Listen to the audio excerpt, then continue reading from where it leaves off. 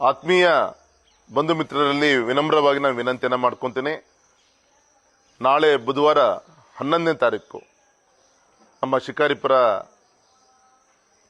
ನಗರದ ಕುಮದುತಿ ಕಾಲೇಜಿನ ಆವರಣದಲ್ಲಿ ನನ್ನ ಮಗನ ವಿವಾಹ ಆರ್ತಕ್ಷತೆ ಕಾರ್ಯಕ್ರಮ ಇದೆ.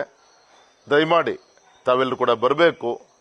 ವೈಯಕ್ತಿಕವಾಗಿ ನಾನೆಲ್ಲರೂ ಮನೆಗೂ ಕೂಡ ಬಂದು ಮುಟ್ಸೋಕ್ಕೆ ಆಗದೇ ಇರಬಹುದು, ಆದರೆ ಎಲ್ಲ ಮನೆಗೂ ಕೂಡ ಆಮಂತ್ರಣ ಪತ್ರಿಕೆಯನ್ನು ಮುಟ್ಟಿಸುವಂಥ ಕೆಲಸವನ್ನು ಮಾಡಿದ್ದೀನಿ.